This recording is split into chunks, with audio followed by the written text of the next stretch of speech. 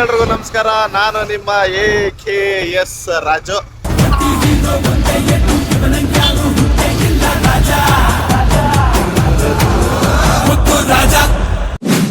Guys, love mocktail 3 ಸಿನಿಮಾನ ನೋಡೋದಕ್ಕೆ ನಾನು ಒಬ್ಬನೇ ಹೋಗ್ತಾ ಇದ್ದೀನಿ.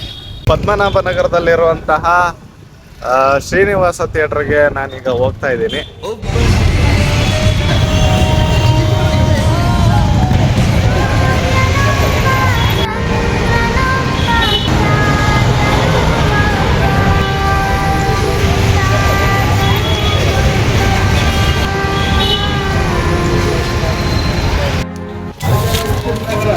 ಗೈಸ್, ಬುಕ್ ಮಾಡಿದ್ರೆ ಸುಮ್ಮನೆ ಎಕ್ಸ್ಟ್ರಾ ಟೋಕನ್ ಹಾಕ್ತಾರೆ ಅಂದ್ಬಿಟ್ಟು ನಾವು ಇಲ್ಲೇ ಬಂದ್ಬಿಟ್ಟು ಟಿಕೆಟ್ನ ತೊಗೊಂಡಿದ್ದೀವಿ.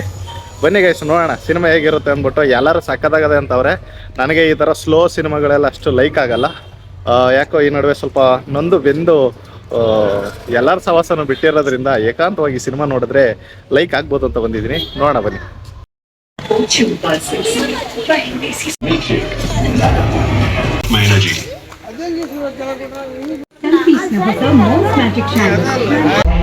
ಗೈಸ್, ಒಳಗಡೆ ಬಂದಿದ್ದೀನಿ. ಇನ್ನೂ ಶುರು ಆಗಿಲ್ಲ. ಅಡ್ವರ್ಟೈಸ್ಮೆಂಟ್ ಅವ್ರು ಯಾವುದೋ ಬೇರೆ ಫಿಲಮ್ದು ಟ್ರೈಲರ್ ತೋರಿಸ್ತವ್ರೆ. ಸಿನಿಮಾ ಹೇಗಿದೆ ಅಂತ ಅಂದ್ಬಿಟ್ಟು ನೋಡ್ಬಿಟ್ಟು ಹೇಳ್ತೀನಿ. ಅಲ್ಲಿವರೆಗೂ ವೆಯ್ಟ್ ಮಾಡಿ.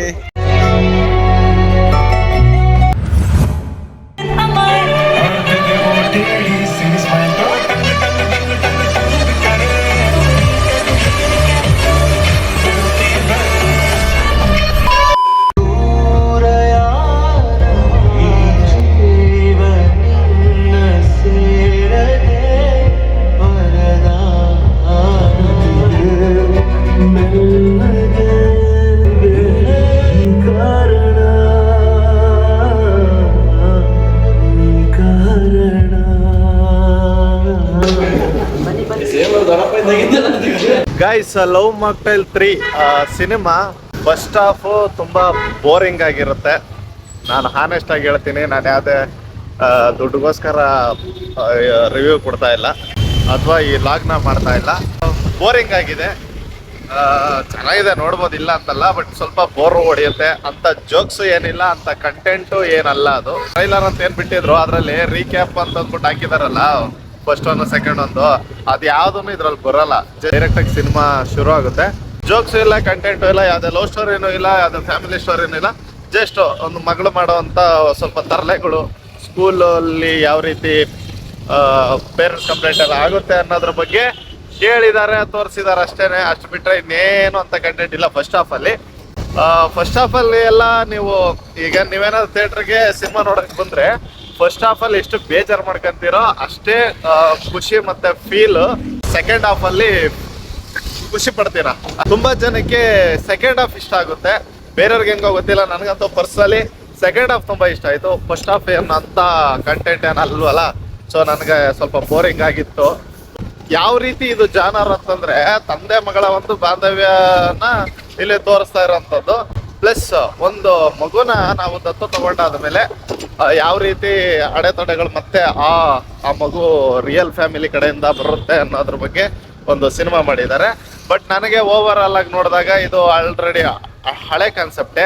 ಅಂದರೆ ಚೆನ್ನಾಗಿ ಮಾಡಿದ್ದಾರೆ. ಅದೇ ಸೇಮ್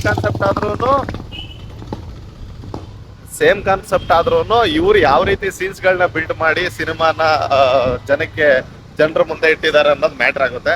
ಸೊ ತುಂಬ ಚೆನ್ನಾಗಿ ಮಾಡಿದ್ದಾರೆ, ಇಲ್ಲ ಅಂತಲ್ಲ. ಬಟ್ ನನಗೆ ಎಲ್ಲ ಒಂದು ಕಡೆ ಈ ತಮಿಳ ಅಥವಾ ತೆಲುಗು ಗೊತ್ತಿಲ್ಲ, ನಾನು ಮೋಸ್ಟ್ಲಿ ತಮಿಳ್ ಅನ್ಸುತ್ತದು. ನಾನು ತೆಲುಗಲ್ಲಿ ನೋಡಿದ್ದೀನಿ. ನಾನಾ ಅಂತ ಒಂದು ಸಿನಿಮಾ ಈಗ ರೀಸೆಂಟಾಗಿ ಬಂದಿರೋ ಹಾಯ್ ನಾನ ಅಲ್ಲ, ಆಮೇಲೆ ಕನ್ಫ್ಯೂಸ್ ಮಾಡ್ಕೊಬೇಡಿ. ನಾನಾ ಅಂತ ಅಷ್ಟೇನೆ.